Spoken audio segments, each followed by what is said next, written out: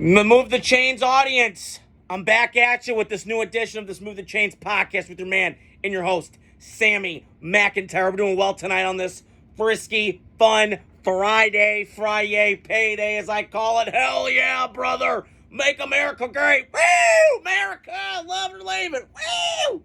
Make Trump president. Okay, so last night, Texans, Jets. Jets finally got a dub last night. We need to give some applause. Woo! Get some applause for the Jets and Aaron Rodgers. Yeah. Cayenne pepper water. All right. Wasn't a best joke, but I'm going to start with there. So, last night, I want to go dive both in these teams because one of them has got some Houston, we got a problem. And I mean Houston, we got a problem. And the Jets, listen, I still don't trust them. But there's some life now. Maybe. I don't know. So I wanted to start with the Houston Texans side of it. Holy shit, man. I felt for CJ Stroud last night. That kid is gonna they do not protect him like that. Last night, they got a problem. Because before the year started, I'm looking here, I had, if I'm not mistaken, I had the Texans win the South. And I still think that's true. So there's some good side of that the Texans are going to win the South. Now, Colts can make a run. As I just looked now, I did pick them second to win the division. So there's still some life if you're the Texans. So not all is lost. You're still going to make the playoffs. But I will say the trade deadline and the presidential election are two big important things for the NFL with the trade deadline and the presidential election. God help us. I'm praying. Make Trump president. Make America great again, okay?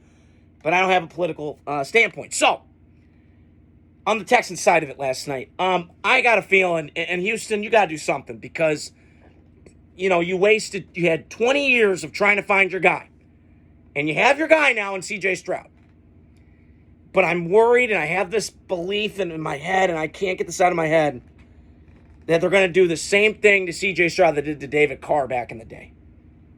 Derek Carr's brother, obviously. Where they're not going to protect him. His body's going to fall apart physically. And he's going to be out of the league. Now, could that happen? Sure. I'm not disputing that can't. Last night was bad. It reminded me a couple weeks ago when Will Levis played at the Packers and just looked awful. They weren't protecting him well. Some of those sacks that I'm looking at, I'm going, well, he's got no help. I mean, now again, I got down two receivers. I get all that. And there's only a few guys, and I heard this today from Coward, a few guys on this planet that could overcome cluster injuries at receiver and O-line and make it work. Stafford had this problem. It rattled him a little bit, okay? Burrow had this problem with the cluster injuries the offensive line and receiver. That didn't work. Now, Joe Burrow ultimately got to the Super Bowl with a shitty offensive line. I'll never forget that Titans game where he got sacked 9 times and won. Don't know how, but Ryan Tannehill's to blame for that. So, and then obviously Herbert, they've been without injury. The couple of receivers they've had the last couple of years have been in and out. Mike Williams and Keenan Allen, obviously now they're on different teams. One's on the Bears, one's on the Jets. But there's only a few guys in the world that can do that. Mahomes, Allen, and Lamar. That can just overcome a lot of stuff and are just super talented, super freaks. Super freak. Rick James, okay? But last night to me, and I'm still sold on CJ Stroud. This is not a shot at him. But Houston Texans, I'm looking at you, Nick Caserio and DeMeco Ryans. I believe in you, DeMeco. You're a rocket ship. You're a great player. Went to Alabama. Had that winning pedigree. You come to the NFL. You win with Houston. You get this momentum. And now you've rocket shipped to a head coach. And you've been really, really successful. And you're nothing but great things. And I have a lot of respect for you. And I think you and CJ Stroud are going to do great things. However, now, the good news for them is they got some time off to recoup. But if I'm Nick Caserio, I'm getting on that phone and I'm calling and I'm getting all linemen because you have to do something ASAP. Because if this kid gets peppered, and I've seen this trend a little bit lately, happening against Green Bay a couple weeks ago, and Green Bay in that really shallow loss, but didn't play very well. And he got sacked a lot in that game and got hit. And then I saw it against Minnesota. Now, Minnesota was kind of fooling people, I think, early on with that cover zero attack style defense that Brian Flores likes to implement. So maybe that was part of it, but he didn't. He was fooled. And then tonight, the Jets just brought the house tonight. They brought the jailhouse dogs, every blitz known to man. They brought the corners off the edge, and Reed, who's a really good player for the Jets, solid player. They just had all these waves of pass rushers in the New York Sack Exchange when they had Mark Gastineau and those guys back in the day and Joe Klecko. So it felt like that last night. And they got to protect C.J. Stroud better, because if not, then he's going to become like David Carr. He's going to get his ass beat. So you better do something, Houston. You got to go get a lineman and get something going, because you got Houston problems right now. This is not like, a quick fix. Okay, let's improve on our strength. No, it's bad. You got to protect this kid, because last night he was getting peppered and he was getting his ass beat. Now, credit to him. He got up, he kept fighting. Reminded me of Eli Manning in the 2011 NFC Championship game against the Niners up in out in Candlestick in San Francisco. And Eli Manning just kept getting up, kept getting up. So I admire C.J. Stroud's physical toughness and the mental toughness of that kid. But you got to get linemen. And I think that game would have looked a little different last night. I got to put context into stuff. If Nico Collins was there, I think Stephon would have helped, obviously, and it's a shame he's hurt, but at this point in his career, he's kind of turning into the Randy Moss of this generation. Everywhere he's gone, there's a little stench.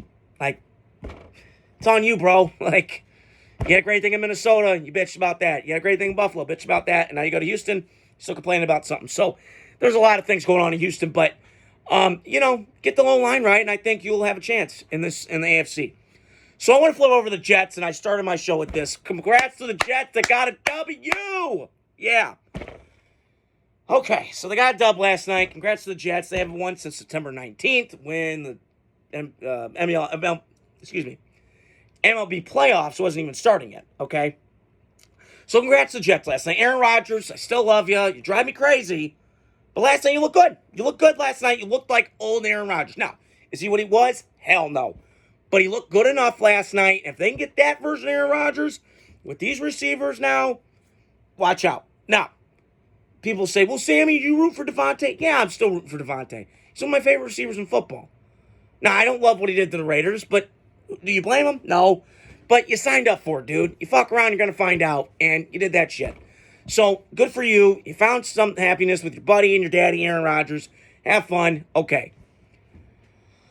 So, now the Jets get interesting. Now, I was thinking about this tonight, what I was going to say on here, and it's great to have you guys in on this Friday. And I'm thinking in my head going, okay, can the Jets string together some W's? Now, the schedule, listen, it's got some bumpies. But they got the Jaguars coming up. Arizona's kind of hot and cold, but Arizona's playing really well. So there's still, I think the Jets, listen, they had to win that game last night. If not, they're 2-7. Goodbye, it's over. Now, they're 3-6. They still got a little bit of a chance. So you're saying there's a chance, Dumb and Dumber? Maybe. But I'm not sure yet. I got to see this plan out full term. Now, do I believe that the Jets could go on a run? Maybe. They might fight for that wild card spot. I'm not sure. I highly doubt they will. And if they could string together this, then maybe. But I have very big question marks when it comes to the Jets organization, what they are. At least last night, I'm not hearing this morning, Super Bowl, like they did against New England a couple weeks ago. So that's a plus for the Jets. Aaron looked good last night. Now, he's got a lot of rest. Now, don't do what you did against Denver, okay? If you don't do that, then you got a chance. And I did say the Jets are better than Miami. I would still think the Jets, in a heartbeat, this team is better, more physical, more tough. They ran the ball last night. And good for the Jets. They got that dub last night. Fireman and Jets, Jets. Woo! Good job for the Jets last night. I'm pulling for you. So, I just had to...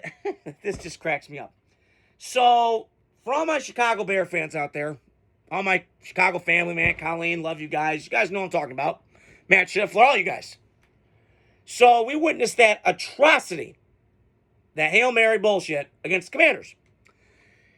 And, I had to just smile. And I usually love when the Bears lose because it just makes me feel better. Fuck around, you're going to find out. And I did a little bit.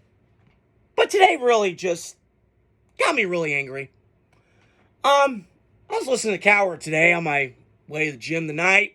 Got to the gym. I was getting ready to work out, get my workout clothes, and Caleb Williams' dad popped up. He put something on Twitter, put something on X, and said, quote, hashtag accountability, hashtag, and then he deleted it later on.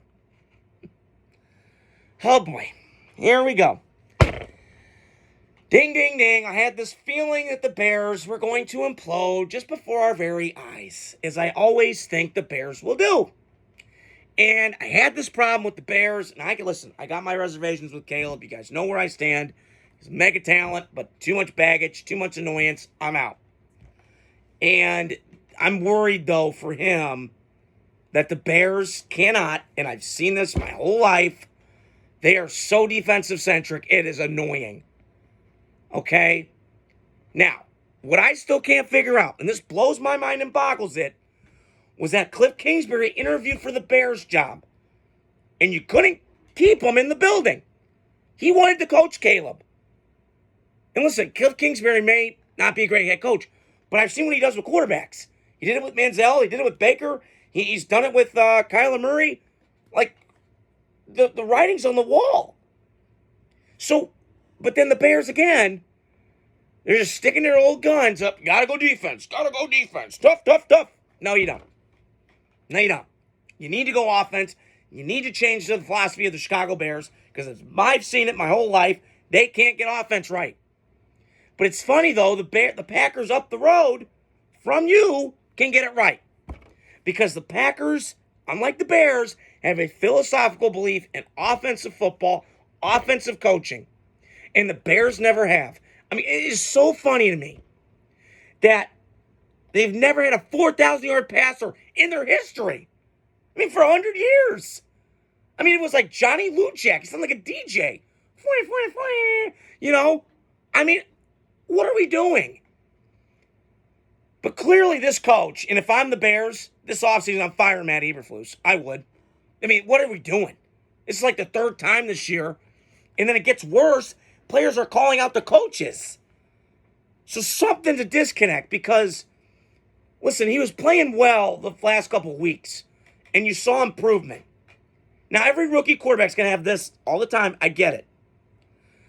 But, man, and I kept telling all these Bear fans, relax. You're playing shitty teams. Now, this isn't college football where Alabama gets the pick, Citadel. I still don't get. I mean, they played them 4 years ago in fucking December, for crying out loud. That's bullshit. Should have played it in fucking October and then got it over with. But besides the point, SC scheduling is a bunch of horse shit. But besides that point, I just went off on a tangent there.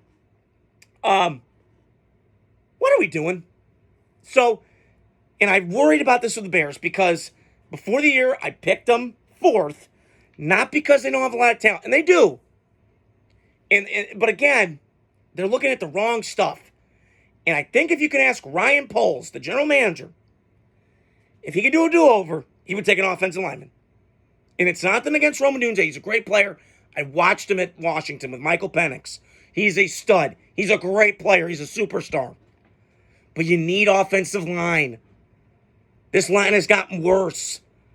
Caleb's running for his life. You need to help him and protect your asset. This is what you have to do as a team. And the Bears this offseason, or at the trade deadline, you have to make a move to get some offensive linemen. Just like I said about the Texans. You have this young quarterback, this young superstar. Now, I don't know if Caleb's there yet. Excuse me. But we could see it transpire. And this is what worried me about the Bears before the year. They're a fourth-place team. Every coach in that division is offense-driven. And what are the Bears? Stuck in 1985. Defense-driven, defense-driven, defense-driven. Hey, Chicago, go the opposite way. Go offense-driven. Because then, if you have an offensive coach in that division, scheming and all that, then you got a chance. But right now, I don't see the Bears. I mean, this is a lot of season left. But these next two games for the Bears at Arizona, really entertaining game to me. I'll probably be watching that, and I'll give my reaction to that later Monday morning, tomorrow, or Monday afternoon. Excuse me. Excuse me. But this is what I worried about. because the Bears, I've known this history. It's not good with quarterbacks. It's not good with offense. So, and Caleb Williams, his dad, it irks me because, it reminded me tonight of Odell Beckham. His dad bitching about Baker Mayfield not hitting his fucking son. Hey, Odell's dad, shut the fuck up. Why do you care? Like, I get it. If I'm a parent, I understand. But stop being a helicopter dad. Stop doing that shit. I'm sorry, like, I know Odell's great, but there's other guys on this team that need the ball. We're going to get you the ball as much as we can. So, Caleb Williams' dad, I compared him to LeVar Ball 2.0.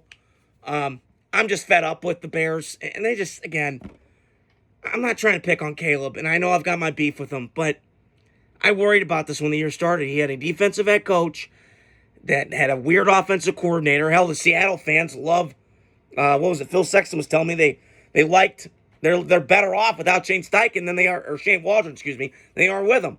So, the Bears just, listen, this is just a mess. And I predicted this would happen. But we'll see how this season goes out. So, like I said, every time I get on here, guys, I love and appreciate all your content. Love your comments you guys leave me. And like I said, have a great finish up this Friday night. Frisky, fun Friday night. More videos to come. And talk to you guys soon. Have a great night.